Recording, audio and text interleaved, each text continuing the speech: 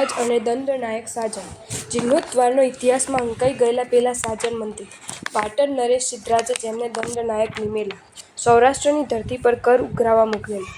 એકવાર દંડનાયક સાજન ગિરિવર ગિરનારની યાત્રાએ ગયા. વીજ કડાકાથી ફાટી ગયેલા કાષ્ઠ મંદિરને જોઈને એમનું દિલ ધ્રવી ઉઠ્યું. તત્કાલ જીર્ણોદ્ધારનું કાર્ય શરૂ કરાવ્યું અને લાગત 3 વર્ષના કર પેટે ઉઘરાવેલી રાજ્યની બધી રકમ જીર્ણોદ્ધારમાં લગાડી દીધી.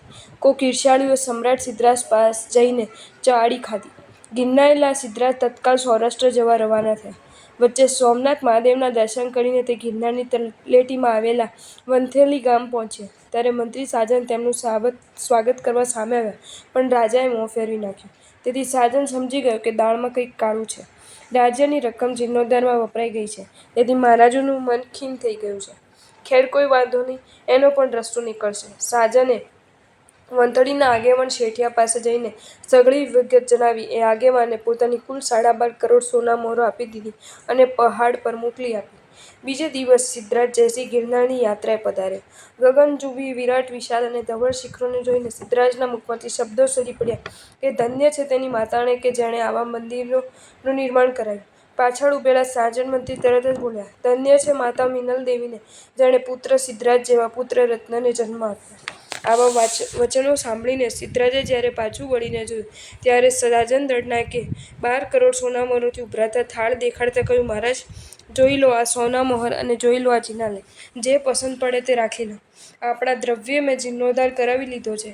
આપના કીર્તિને 4 ચાંદ લગાવી લીધા છે. તેમ છતાં કદાચ આપણે આ પુણ્ય ન ખપતું હોય અને ધન જોઈતું હોય તો સંઘના આગેવાનોએ આ રકમ પણ જમા રાખી છે. જે જોઈએ તે ઉઠાવો. પુણ્ય ભૂખ્યો સિદ્ધરાજ દ્રવી પડ્યો અને બોલ્યો, ધન્ય છે મારા દંડનાયક સાજન, તને ધન્ય છે. આવો જીર્ણોદ્ધારની લાભ આપીને તે મારા જીવતરને પણ ધન્ય બનાવ્યું છે. સાજન, પુણ્યનો બંધ કરાવતા પ્રસાદને સ્વીકારું છું અને પૈસાને જતા કરું છું. સૌએ સાથ મળીને જયઘોષ કર્યો. બોલો આબલ બ્રહ્મચારી ભગવાન નેમનાથ કી જય. ખુશ થયેલા સિદ્ધરાજે 12 ગામ મંદિરમાં દીપાઓ માટે ભેટ આપ્યા અને ખુશ થયેલા સાજન મંત્રી 12 યોજનની 120 કિલોમીટર વિરાટ ધજા બનાવી ને એક છેડો ગિરનારના શિખરે બાંધ્યો અને બીજો છેડો સિદ્ધાચલ તીર્થરાજના દાદાના શિખરે બાંધ્યો. આગેવાન શ્રેષ્ઠીએ આપેલી પેલા 12.5 કરોડ સોનામહોર ઘરે પાછા લઈ જવાને બદલે એ જ દ્રવ્યમાંથી વંથલી ગામે બીજા 4 નૂતન જિનાલયોનું નિર્માણ કરાવ્યું.